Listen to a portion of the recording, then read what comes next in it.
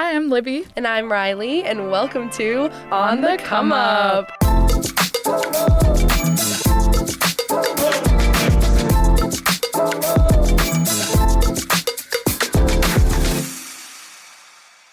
Libby, oh my gosh. What? Have you heard about the new Lake Erie West? I've been hearing the buzz, but what is going on? Well, the news is TMACOG, the Toledo Metropolitan Area Council of Governments, rebranded. Okay. They rebranded, and they're now Lake Erie West. Interesting. I know, but I don't really know why they rebranded or what the whole deal is. Yeah. So I think we should bring in a guest to help us out. Probably, yeah. And who better to help us out than the wonderful Annsley Mann, who is joining us in studio today.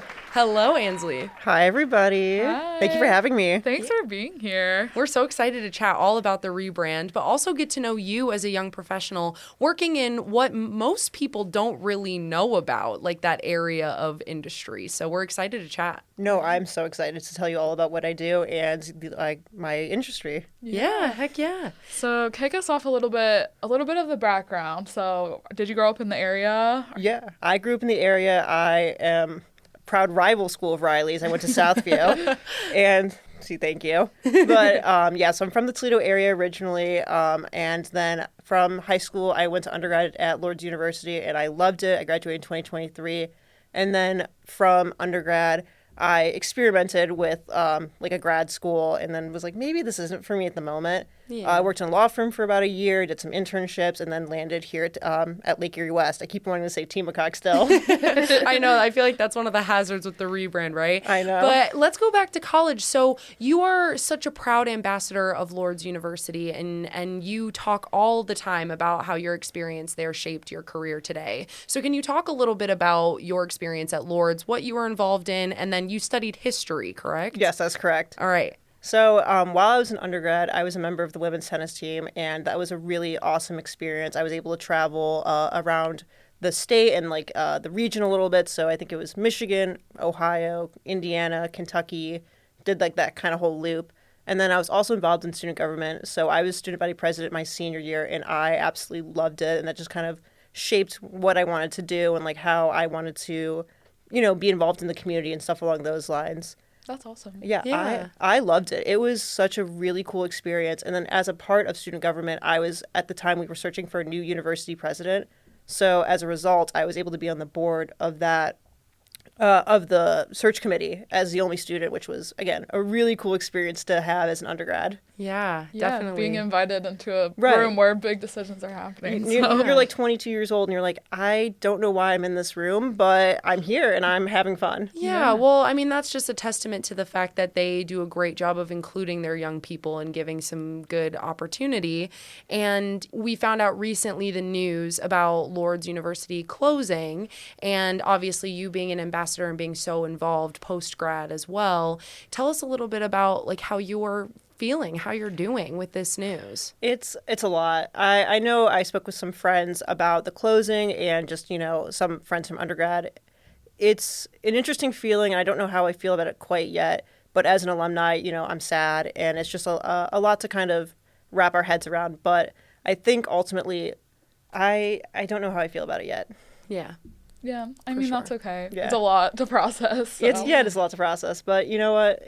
Things happen, and I think you are one of the lucky ones who kind of got to have your whole experience there and take away such great memories from Lourdes University that you can carry even with this sad news, which is really nice. Absolutely, yes. And obviously, prior to your current full-time job, as you started to mention, you wore many different hats. So can you tell us a little bit about, first, you worked on a couple different campaigns. So you worked with Senator Rob Portman and Congressman Bob Latta. So talk a little bit about how you helped them, what your experience was, and kind of what transferable skills you took from that. I loved working for Senator Portman and Congressman Bob Latta. They were awesome experiences. So I'll start with Senator Rob Portman first. I worked initially in the summer of 2020, which, as we well know, was a very interesting time to kind of be in any sort of politics. Right. So I worked in his Toledo office, and I worked in person too, which again, very strange time. Yeah. So what the internship was and what it ultimately became were two very different things.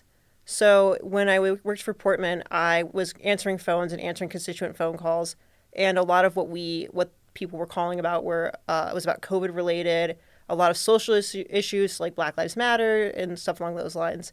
So dealing with constituent concerns and like how we can best help them and support them during those kind of times. So that was so interesting, so fun, and I learned a lot about how to like manage people and how to talk to people about these issues and how to best like navigate that. Yeah. And then when I worked for Bob Latta, that was in the summer of 2021. And again, very interesting times. We had just gone through the 2020 election. It was a very, again, interesting time. Yeah. I keep repeating that, but it was. It was. So, again, similar kind of job. I was dealing a lot with constituents and stuff along those lines. And the big issue while I was working with Congressman Latta was passports, actually. So, and I don't know how recently either of you guys have gotten your passport renewed. Within the past, 2 years for me, at least. It's been maybe 5 years or so. Okay. Prior to COVID, it used to take like a month or so to get a passport, right? Right. It was hitting 18 weeks. Wow. So, and this is just for anybody listening too, if you need your passport expedited, reach out to your local congressman or local senator. They can help you out. Oh, that's so interesting. Yeah. Yeah. So we were helping people try and expedite passports and like getting them up to Detroit or wherever the closest place was to get their passports expedited. Oh, wow. That's fascinating. I mean, I went to the library for help just because that was Right. the resource that I knew. I never even knew that you could just reach out to your local government to get some help with that. That's so interesting. No, local government gets such a bad rep. Like you can literally ask your congressman or your senator for at least information and be put in the right place. Yes. Like it is such a resource and a tool that people underutilize. Definitely. Sure. Absolutely. Yeah, and so then after that, you kind of got more into the law side of things. So you were able to work with both Shoemaker, Loop, and Kendrick, and then also Groth and Associates. So yeah, tell us a little bit about what your day-to-day looked like and what kind of skills you were building. Sure. doing that. So I did a year of law school, that was like my goal. And so I did a year at the University of Toledo, and at least at the time, just not for me at this exact moment. Yeah. So, but that's kind of where all the legal stuff kind of comes in. So I interned at Shoemaker and Loop going into my senior year of undergrad, and I loved it. I loved working at Shoemaker, and anybody that works at Shoemaker can tell you it's just like a great environment. Yeah. Oh, that's So nice. I worked in their records department, so I was like very low man on the totem pole. So I dealt a lot with like closing cases and just kind of being like that administrative side. Sure. Yeah. And then after my first year of law school, I worked for Groth and Associates, and I worked in family law specifically, and that was a really fun job. Yeah. I loved it. It was so much fun. What kinds of things were you dealing with? Anything you can think of, really. So we dealt a lot with again, I work specifically in family law, so we did a lot of divorces and dissolutions, custody cases. And what I really enjoyed about like that kind of work specifically was the problems were just really funny. And I know that's like a bad thing to say, but like some people will come with just the most outrageous issue, and you're just like, how did you get here? Yeah, that's definitely, I feel like in family law you would see a lot of, on the flip side, very severe and intense Right. cases, but then also some things that are like, okay, this is kind of hilarious to deal with. Any lawyer can tell you, again, with any practice of law, that there's some issues that are like really, really like, ooh. And then there's other ones that are like, this is just, how did we get here? Yeah, for sure. And then obviously with your love of local government and not pursuing the law route, you stayed in that space through Lake Erie West, formerly known as TMACOG. So first of all, why did the rebrand happen? Let's talk a little bit about that before we get into your day today. First and foremost, I love the rebrand. Yes. So originally, Toledo Metropolitan Area Council of Governments has this connotation that it's kind of Toledo-centric. Yeah. And we're not. We're a regional organization that kind of goes across Northwest Ohio. And the best way I always describe what Lake Erie West Regional Council, formerly TMACOG, does is imagine Northwest Ohio, okay? Mm-hmm. You have that picture in your head? Imagine like a sticker on top of that. Yeah. That's kind of how we operate as like a regional entity. We're not affiliated technically with like the state, but we're also not like, something completely independent. Like we work in between those levels. Yeah. I feel like I resonate a lot with the work that TMACOG does, just because working at the Toledo Regional Chamber, it's kind of the same situation where we're not directly affiliated with any other particular organization, but it's just bettering the region in the ways that we can. So like where we're helping different small businesses or, you know, local organizations, things like that, you guys on the flip side are then working more in that kind of like governmental affair or elements of that type of the industry. So can you talk a little bit then about like your day to day and your particular job with Lake Erie? Absolutely. So at Lake Erie West, I am the grants coordinator. So essentially what that means is, let's just say, Riley, you come to me and you say, let's say you're a village. You say, Annsley, I really need a playground. I go, I got you. So what my job then is researching grants and other other funding sources to help you kind of match up. So you could look through like Ohio Department of Natural Resources, for example, or ODNR, and potentially find a match for your specific project. Mm-hmm. Or you could go to a private philanthropy or, you know, corporation and see if there's something that matches up. That's kind of what I really enjoy about that type of work, is the problem solving and like the matching and communication with like our members specifically, kind of that member benefit and building those relationships. Yeah, definitely. Yeah. Can you break down a little bit more about the grant writing process? Like, what does that kind of look like? What do you need to know? So I don't actually grant write at the moment. Oh, okay. But grant writing, though, I give anybody whose career it is to grant write a lot of props, because it is really technical. There's a lot of pieces and a lot of like things that go into that. So when you, especially like federal grants, for example, you'll get like it's called a NOFO, a Notice of Funding Opportunity.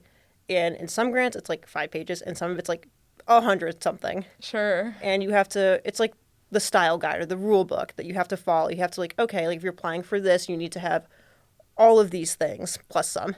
And then if you're applying for the other part of the grant, it's like, okay, you need to have all of these things too, plus some. So it's really technical, and it's really just like a lot to kind of follow.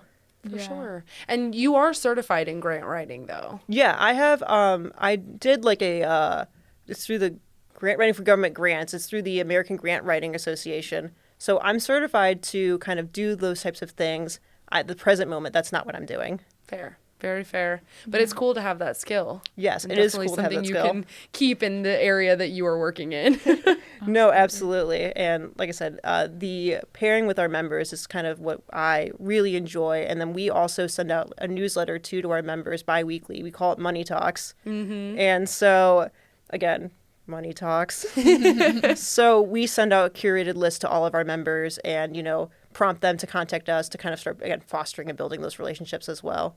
And then the other facet of my job is doing a little bit more of like government affairs work as well. So again, right into my own personal wheelhouse. We did for our winter General Assembly, we did legislative fact sheets. So I kind of cherry picked some legislation and like went through like the actual body of the text and analyzed it, and then kind of built that out for our members. And then we're also doing a regional policy agenda, kind of starting the process of that. And that should be by the end of this year, beginning of next year, kind of finalized. Awesome. Yeah. That's really cool. And I feel like something that not a lot of people really understand, especially when you are not really in that industry, kind of breaking down that legislation and stuff can be a little daunting. Yeah, it's honestly, when we're back to like when we were talking about transferable skills, surprisingly enough, and it shouldn't really be that surprising, I guess, is law school actually helped me a lot with kind of how to break down pieces of legislation and, you know, how to kind of analyze things and think about things in a different lens. So that was a really, shout out University of Toledo Law School, but that really helped me out. Yeah, for sure. I mean, listening to you talk about some of these projects that you're working on and being able to help people, can you give us a little bit more insight on some specific projects that you've worked on with Lake Erie West that have felt super meaningful and impactful for you? So we, back in December, let me backtrack a little bit more. In May or June, we applied for a federal grant called Safe Streets and Roads for All through the United States Department of Transportation. And in December, we got notice that we won it. And so right now we're in the process of like, you know, doing all the grant agreements and, you know, starting to get the money and get all the funding. So we're doing a planning grant with Seneca and Sandusky and Ottawa counties to do, you know, like safety planning for them. So that's been really rewarding. being a part of that. That's really cool. What does safety planning kind of look like then? That is a great question. Okay, that's fair. I'm not a transportation planner, so I don't know like the exact ins and outs of what that looks like, but it's, again, something that they need, and especially in those counties. Yeah, absolutely. For sure. So I'm curious, too, when we talk about, local government affairs, what are some things that young professionals should know but maybe don't, or maybe have a misconception about? Definitely going back to what I said earlier, like you can always go to your local government officials, whether it's local, state, or federal, and kind of start with them about the processes of, answering your question, whether it be about passports, like we mentioned, or just like immigration issues or taxes, or just questions about the pieces of legislation that they're, proposing.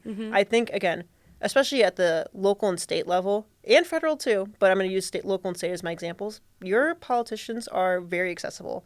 You should definitely reach out to them and definitely ask them questions, or if you have comments, like reach out to them. I think that is a very important thing people forget. It's not just somebody on a screen or somebody on a news story. Like you can reach out to them, or you can reach out to their office, and they appreciate it and they want those conversations. Do you have an example of an experience that you had that kind of proved to you that, oh, as young people, if we're writing into our local government or our state government, they actually are paying attention to what we're saying, and it's not just a futile effort to try and get our voices heard? I think when I worked for Rob Portman, like I said, I worked during COVID. And again, my main task as a 19-year-old intern was answering the phones. People were at the time calling a lot about the stimulus checks. And it was a very tumultuous time. It was a very stressful time, if you may remember. And, being able to help people navigate, making sure they were getting those stimulus checks, or making sure that they were qualified for them. And again, it doesn't necessarily answer your question directly, but I think that is a really important thing. Like you can call your representatives, whether it's state, local, or federal, to help navigate things, help figure things out. And if we don't have the answer, we can help, or your local legislators can help you get the answer. Yeah, point you in the right direction. I think it's really impactful for young people to know that it is more accessible than we think. Yeah, I would say that feels pretty daunting. Yeah. I'll just call them up. But it's nice to know. Just call Taylor up. Like, yeah. It's pretty easy. Exactly. So then outside of work, you volunteer with a few different organizations. Can you talk a little bit about those and why you're passionate about giving back? Yes, I volunteer with an organization called Friendship Circle, which I've volunteered with since like high school or middle school. And it's so rewarding. It's an organization that Jewish kids can kind of volunteer with. And so the organization deals with children and young adults, and some older adults too, that have like developmental issues, mainly autism. And I love it. It is so awesome. Once a month or twice a month or whenever they text me. Like I said, it's mainly targeted towards high school, but if they text me, I'm there. Right. And it's just so much fun. I love it. And then additionally to your volunteering efforts and your busy work schedule, you're also very involved in the Toledo community through things like EPIC, obviously, which is how we interact a lot with each other, but also by playing tennis, and then Intergovernmental Affairs Group. I want to hear all about your involvement outside of work and volunteering. So, like you just said, I still actively try and play tennis. It's just something I hate working out. Yeah. And so, like anybody, right? Right. I'm like, well, playing tennis is still like, getting cardio and still moving and still doing all that. So I'm trying to do that 2 or 3 times a week when I can. Pickleball is my other vice. Yes. And so that's fun. I'll play at like Toledo Pickle, or, especially in the summer, I'll play in Holland at Strawberry Acres. So cool. like drop in, I guess. But no, those are like my 2 kind of like things I do outside of work, and then doing a ton of reading right now too. So I'm trying to stay busy. But the Intergovernmental Affairs Group, that's through the Association of Metropolitan Planning Organizations, which Lake Erie West is an MPO. We're a bunch of different things. We're an MPO. Then we're also we do a lot with like water quality and air quality. Then we also do economic development, which is what I specifically work under. And then like the final kind of ring of this onion is like the Council of Governments, which is we deal with 83 governmental members. So that's kind of, when I keep talking about referencing members, that's what that's who we work with. So those could be like villages, cities, towns, and like some other, other entities. Yeah. And it's so cool to see that you are actively always trying to stay involved and keep up with your professional development and your personal development, not just in the workplace, but in our community and giving back too. That's really admirable. Yeah, it's awesome. And then before we get to everyone's favorite Roman Empire, can you share your one piece of advice for young professionals listening? I think my one piece of advice is, and like we've already kind of talked about too, is like I've worn many different hats. It's just kind of go with the flow, and like whatever is meant to be will be. And so that's my one piece of advice is like don't force something that's not meant to be there. Yeah, I love that.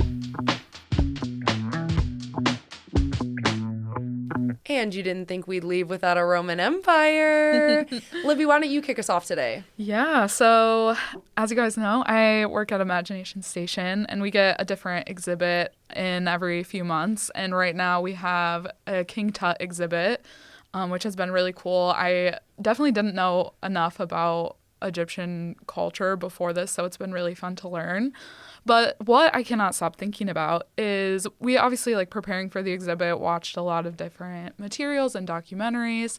And something that has really stuck with me is listening to the people who actually like excavated the tomb, or like who are currently working on different excavations in Egypt, talk about like just how disappointed they were with like the grave robbings and all of that. And I've just found it so interesting because obviously it's great that we know so much about that time period and the science behind mummies and things because we have been able to open the tombs and look at it firsthand.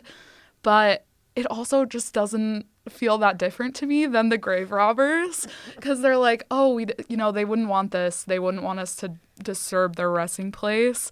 But then they're like actively disturbing the resting place.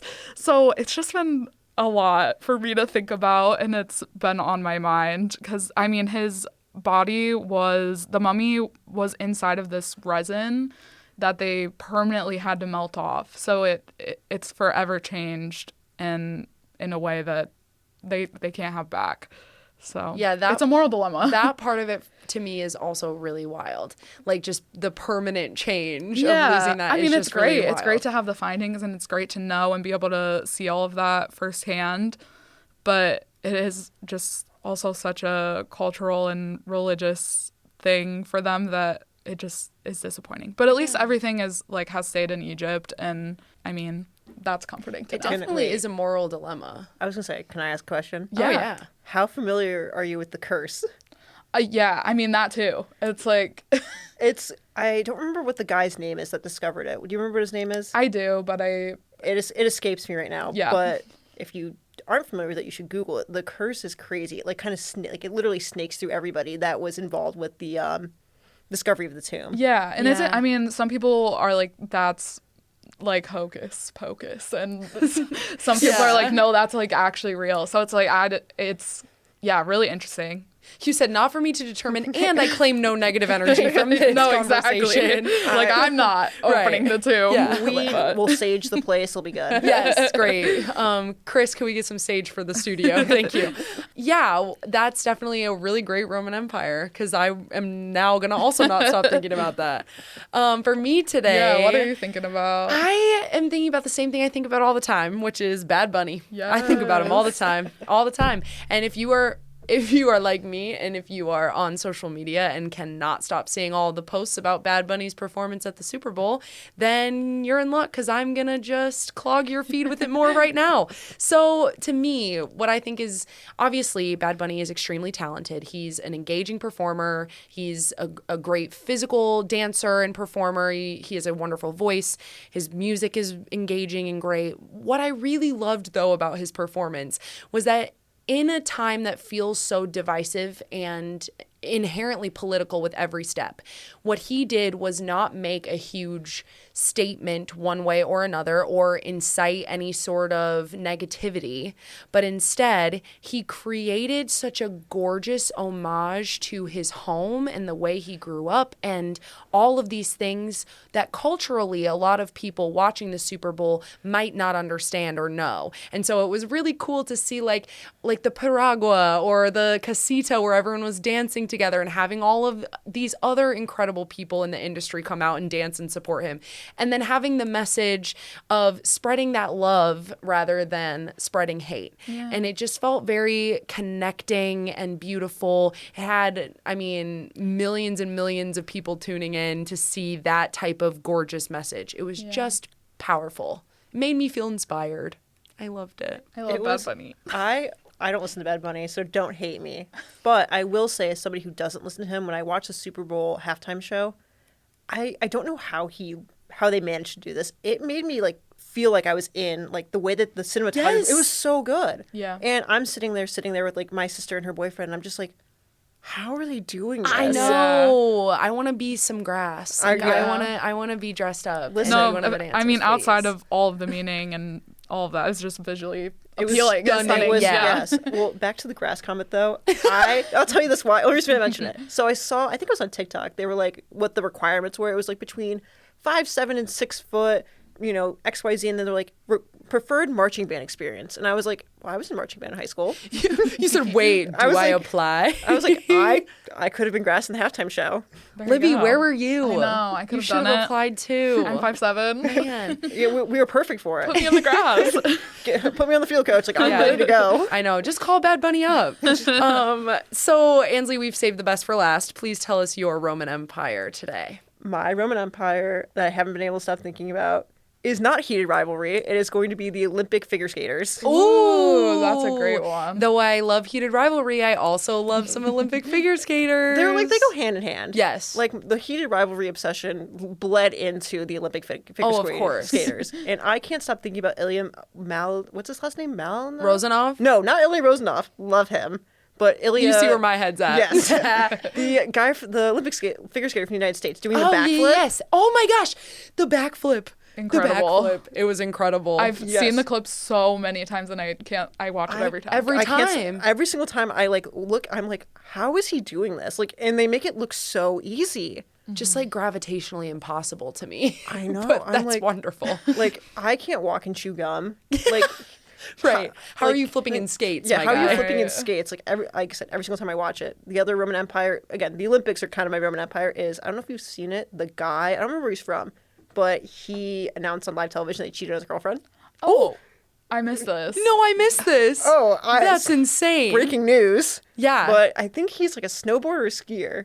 Yeah. And he won bronze and goes on this newscast and was like, yeah, like I met my girlfriend like 6 months ago, and then like last week 3 weeks ago I cheated on her, and then last week I told her I cheated on her. It's been a weird week. And I was like, why would you say any of that? Yeah. Who is his PR team? He does not have one. Yeah, you're right. You're right. Yeah, he's not, I don't think is he from the US?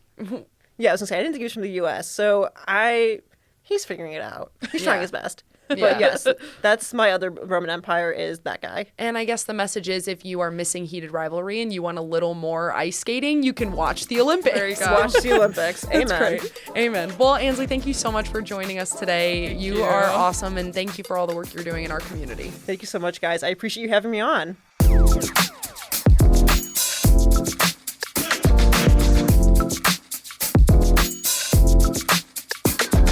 We want to thank Annsley Mann, our guest on today's show. We're your hosts and producers, Libby and Riley, and our executive producer is the incredible Chris Pfeiffer. If you have any questions, comments, or you just want to listen again, go to wgte.org/comeup or wherever you stream your podcasts. Bye, besties.